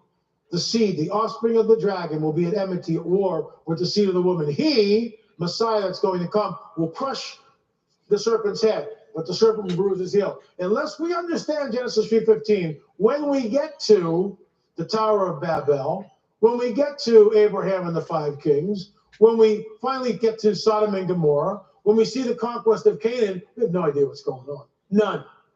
None. And there are great seminaries around here which teach that the Nephilim really weren't there. There were no such thing as giants go home. Then why is God destroying Sodom and Gomorrah? Then why in Jude do we hear about the angels who sin are in their, dark dungeons? Similarly, Sodom and Gomorrah, it's all there. Once we come to an understanding of Genesis 3:15, everything becomes clear. That seed, the offspring, is at war. It's a seed war that's going on right now. The seed war, this is the new book I'm writing. I got 21 seconds, so I can go probably about 50 seconds. This is the last slide. It establishes the reality of a supernatural worldview. It establishes the reality of a supernatural worldview. It establishes the reality of a supernatural worldview. The supernatural to me is more real than the natural world around us. And if we could see it, we'd all be just blown away. God bless you guys. Thank you so much. Okay, guys, I'll do one more. I've already done this, but it was very interesting. The Jesuit numbers on Queen Elizabeth's death. So this is really good. I have played it, but it was really worth a second look. So here we go. The name. Amen. So guys, big news today.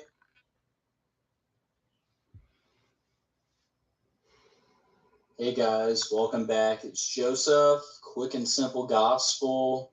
Yeshua, Jesus, came to this earth, lived a perfect 33 years, was crucified on a cross for our sins, buried in the tomb for 3 days, and rose from the grave on the 3rd day. We are saved through faith in Christ alone and by no other name. Amen. So guys, big news today. Queen Elizabeth II dies at the age of 96.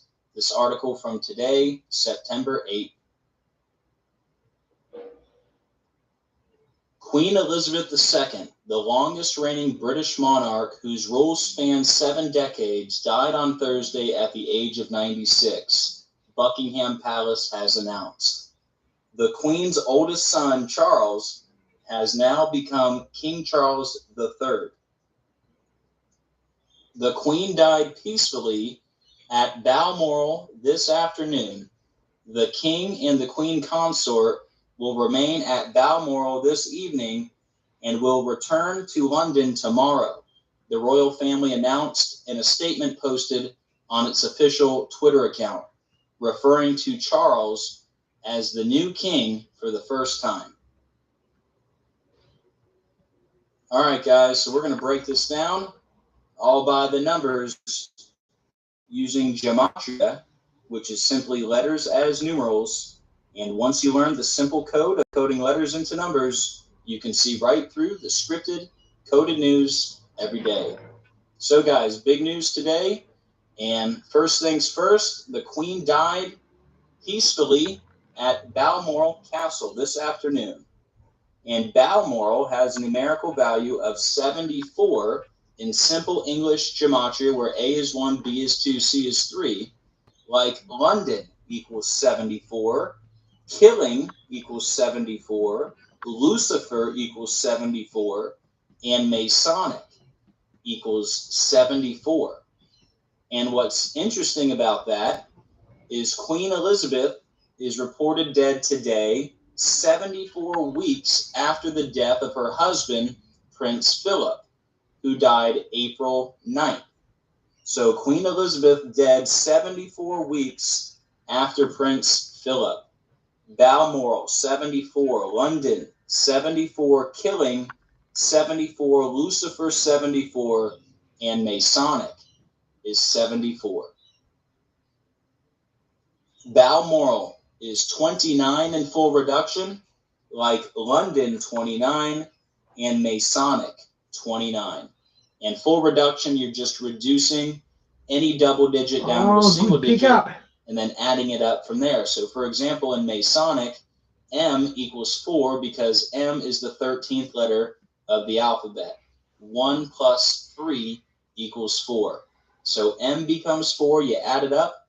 Masonic, London, Balmoral, they all equal 29 in the same cipher. So Queen Elizabeth is dead at the age of 96. Well, in Gematria, British royal family equals 96. And Freemason equals 96. And she's dead at the age of 96. And she's reported dead today, September 8th, exactly 96 days after her Platinum Jubilee ended June 5th, 2022. 96 days after the Platinum Jubilee, British Royal Family 96, Freemason 96, dead at the age of 96. The Grand Lodge of Edinburgh, the oldest Freemasonry lodge in the UK, has a street address number of 96. Freemasons Hall, 96. And the Queen, dead at 96. British Royal Family, 96. Freemason, 96. And she's dead 96 days after her Platinum Jubilee. And from the end of the Platinum Jubilee until today is also 3 months and 3 days, so you're 33. England equals 33, and Masonry equals 33. Order equals 33, and secrecy is also 33. And she's dead 3 months, 3 days after the Platinum Jubilee. Elizabeth equals 43 and 155, like Freemasons, 43 and 155. Queen Elizabeth II equals 84, like the Jesuit order, 84. And as you'll see in this decode, tons of connections to the Jesuit order. Masonry, 84, and Jesuit, 84, like Queen Elizabeth II, 84, the Jesuit order, 84. So the Queen died allegedly at Balmoral Castle, which equals 91, like the Society of Jesus equals 91 in the same cipher, also known as the Jesuit order. And now Prince Charles is now King Charles III, which equals 91 in the same cipher. Reverse full reduction, where you're just reducing any double digit down to a single digit using the alphabet in reverse. So for example, in Castle, A equals 8 because in reverse, A is 26. 2 plus 6 equals 8. So A becomes 8, you add it up. Balmoral Castle, the Society of Jesus, and King Charles III all have the same numerical value and the same cipher.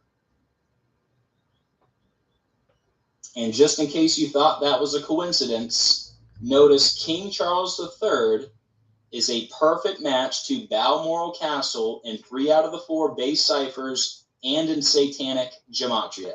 That's what you call an impossible coincidence. So take a screenshot of that, send it to all your friends and family, and hey, I think this slide right here by itself deserves a like and a share. So definitely share this with everyone you can, guys. We're not even halfway done. This decode's going to blow your mind by the time we're done with it. Okay, today is September 8th, right? Well, today is 2 months and 6 days before Charles' birthday. King Charles, born November 14th. Today is 2 months, 6 days before his birthday, and Queen equals 26. And the Queen was born in 26. 1926. And royal equals 26. And her platinum jubilee began on February 6, 26. And she's dead 2 months, 6 days before Charles' birthday. Queen 26, royal 26.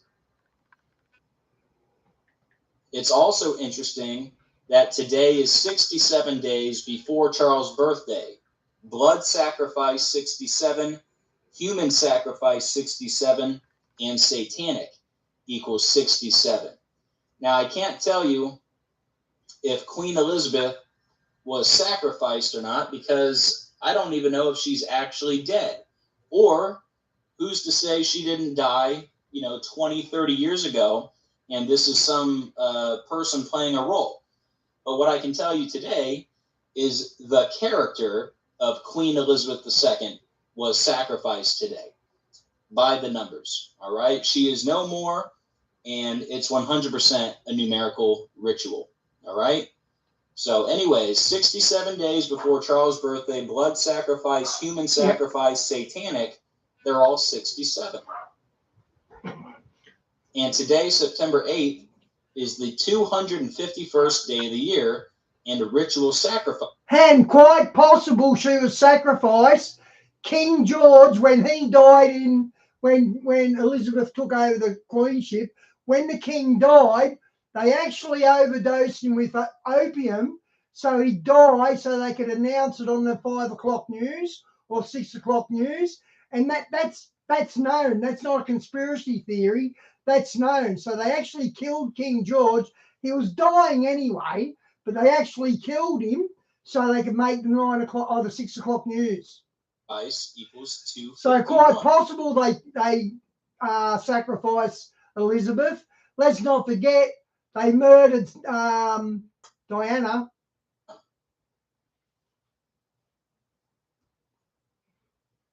Today, September 8th, the 251st day of the year, and the 54th prime number is 251.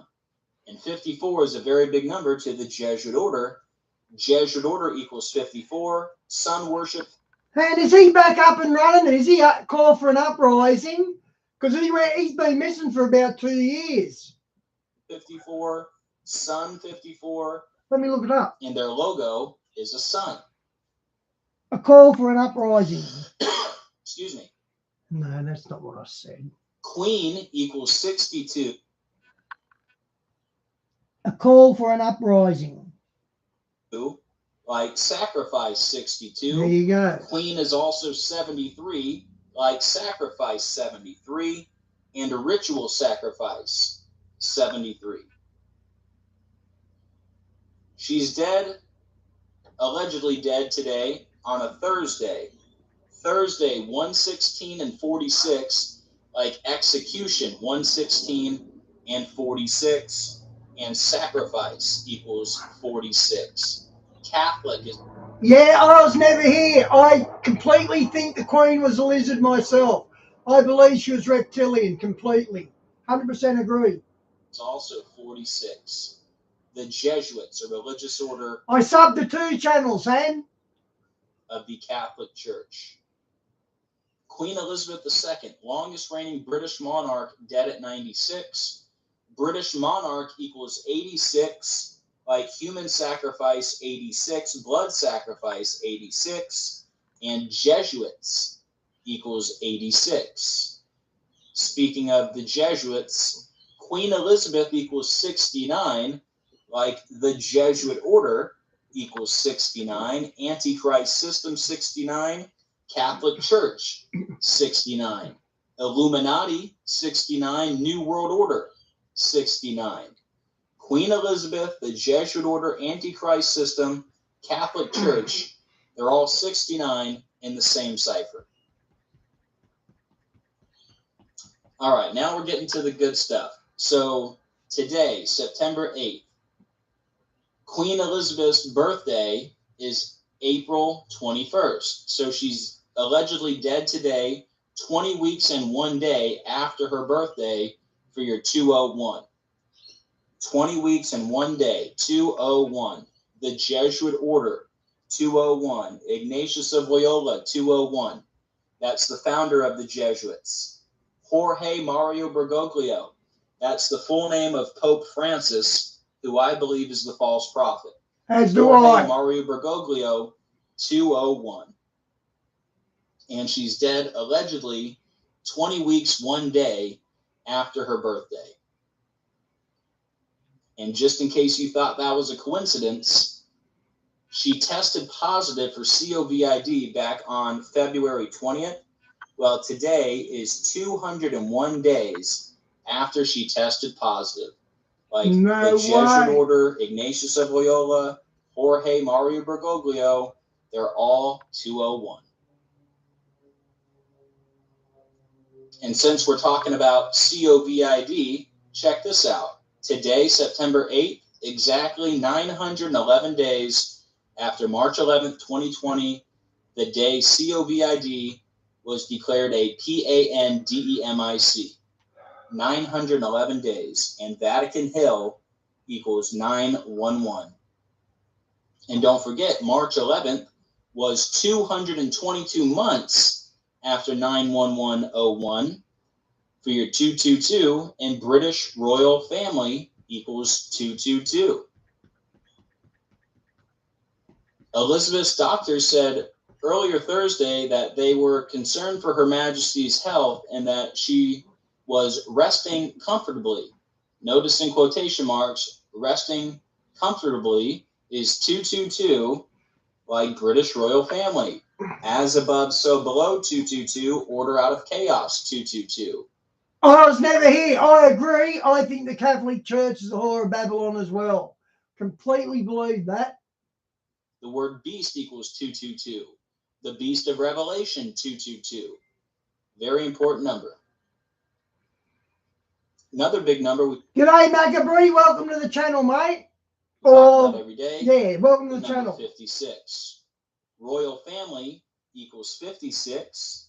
Like Church of Satan, 56. Freemasons, 56. All Seeing Eye, 56. And Society of Jesus, 56. Also known as the Jesuit Order. They say she died peacefully Thursday. Peacefully equals 47, like Vatican, 47. Francis, 47, like Pope Francis. And she died in Scotland, which equals 47, at Balmoral Castle in Scotland. Scotland, Francis, Vatican, peacefully, they're all 47 in the same cipher. She was the queen for 70 years. United Kingdom, 70. Church of Satan, 70. Francis, 70. And Vatican, 70. It always goes back to the Vatican. Today's date, 9/8/2022. 9 plus 8 plus 20 plus 22 equals... Yeah, Lucifer gives his power to the false prophet, as a matter of fact. I think the Antichrist may be AI. No one really knows yet. 59, like Freemasonry, 59, and Pope Francis equals 59.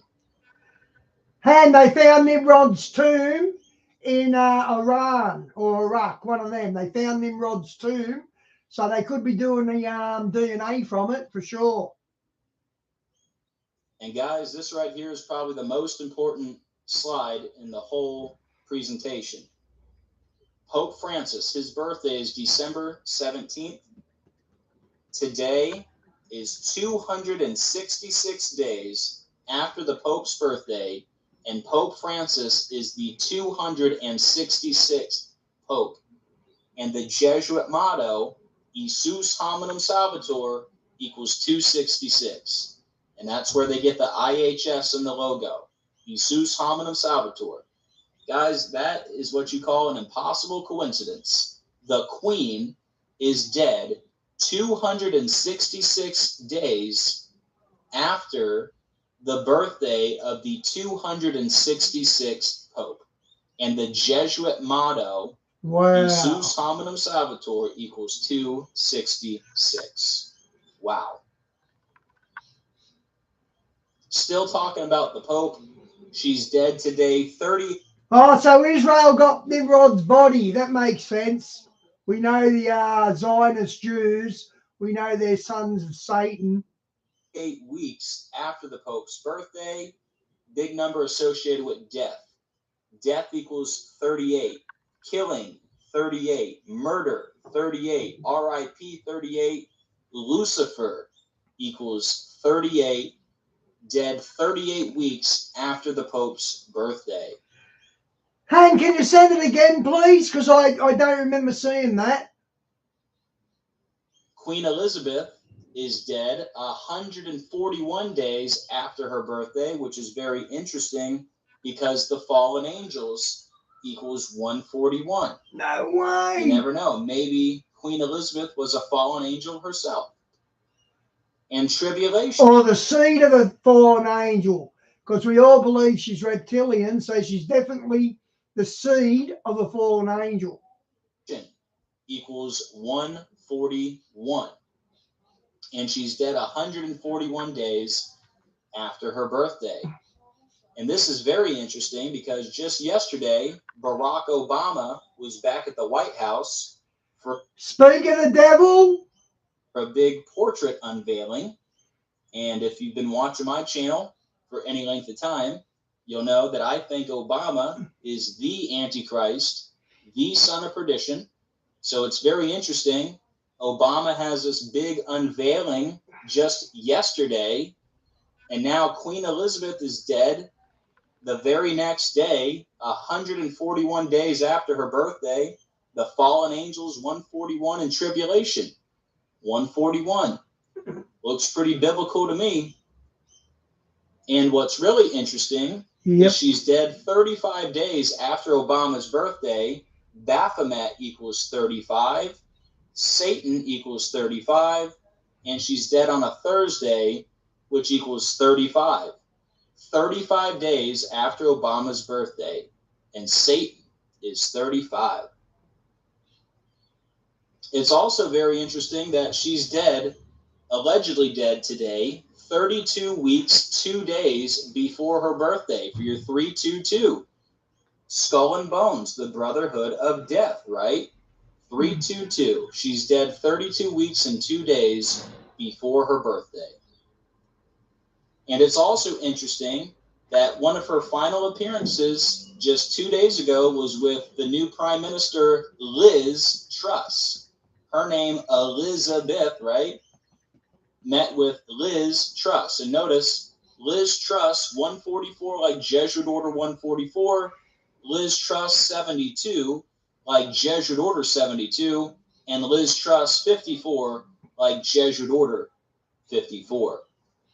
And it's also interesting that today's date is today is September 8th, a date that can be written 8/9, right? The 8th day of the 9th month. And Buckingham Palace equals 89.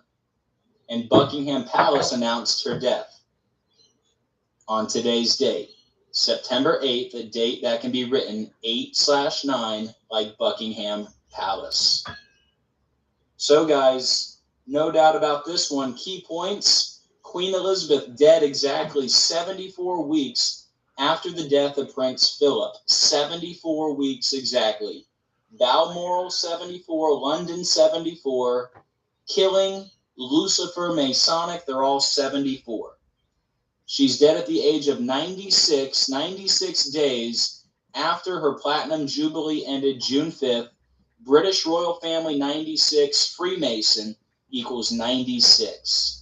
Dead 96 days after the Platinum Jubilee. King Charles III is a perfect match to Balmoral Castle in 3 out of the 4 base ciphers and Satanic Gematria. That's what you call an impossible coincidence. And another impossible coincidence, the Queen is dead 266 days after the birthday of the 266th Pope. And the Jesuit motto, Jesus Hominum Salvator, equals 266. Wow. Well, guys, that is it for this one. Please like, comment, subscribe. Okay, share. guys. See you Any tomorrow. support is God greatly bless. appreciated. It does take quite a bit of time to put this stuff together.